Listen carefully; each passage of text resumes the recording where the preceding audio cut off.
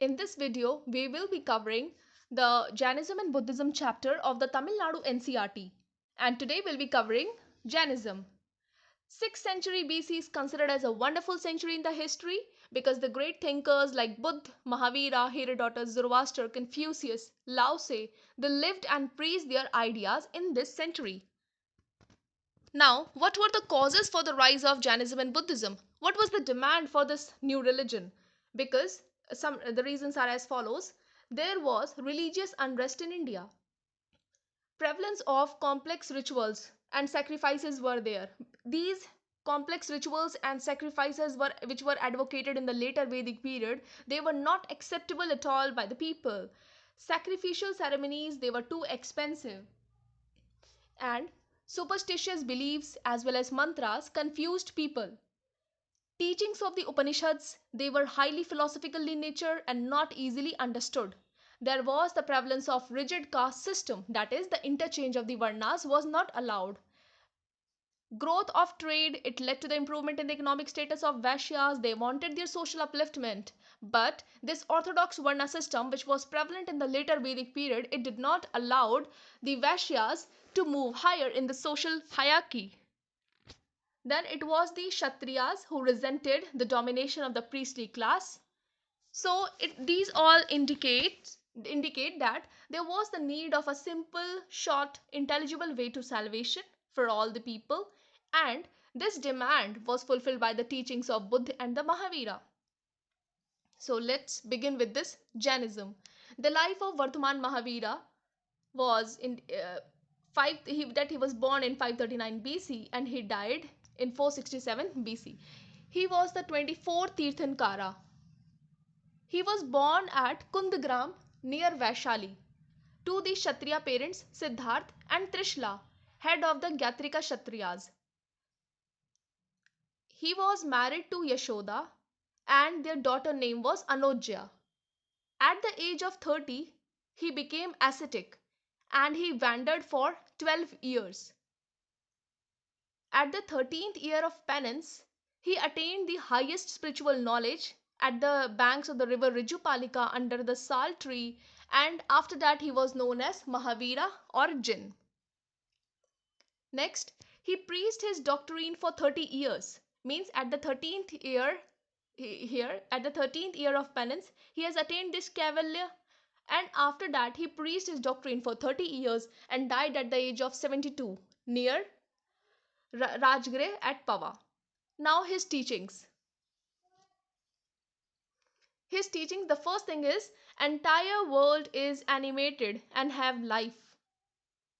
And his teachings include three principles known as three ratnas and five great vows. Three ratnas are right faith, right knowledge, and right conduct.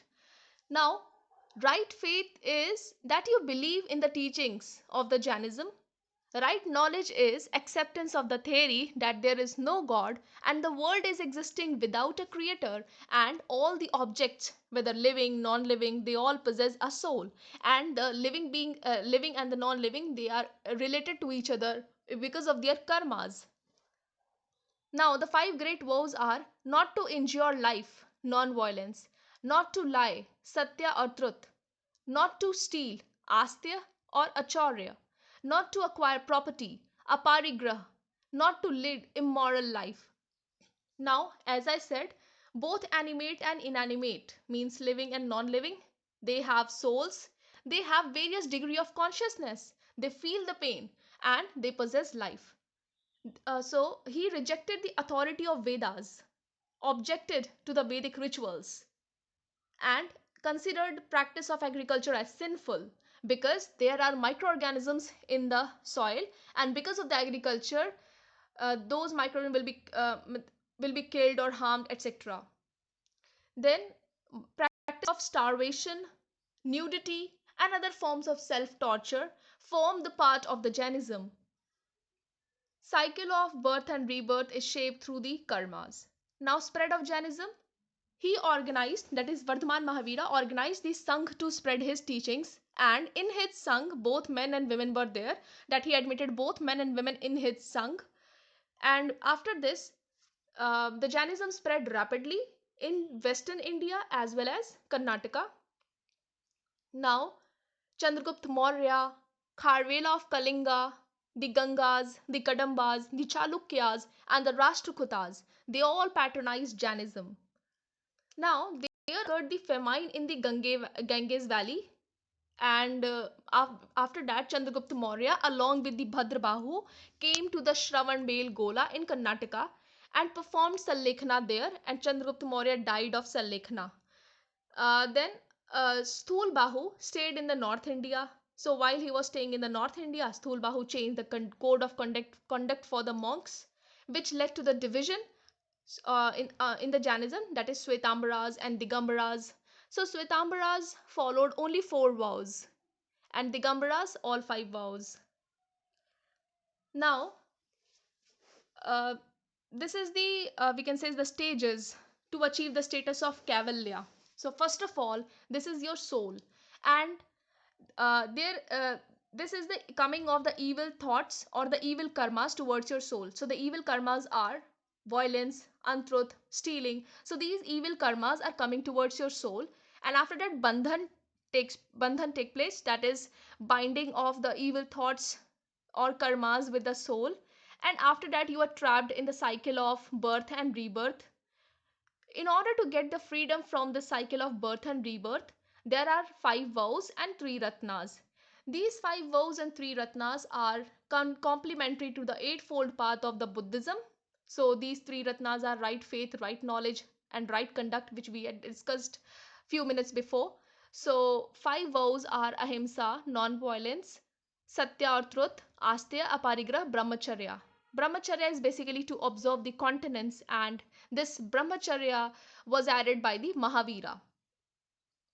Mahavira gave emphasis on the satya or the truth, and to avoid the untruth, he developed a concept of probability, shayadvad or saptabhangi, that is having seven different to observe a reality. Now these five vows are categorized into Anuvrata, Mahavrata. Anuvrata is known as incomplete Kavalya because only four vows are there, and complete Kavalya, five vows, even Brahmacharya is there. And later, the last stage is Sallekhana or Santara, self torture or starvation to death. Mahavira's teachings were compiled. This is a pointer. Mahavira's teachings were compiled by the Indrabhuti Gautama, his chief disciple, as the Jain Agamas.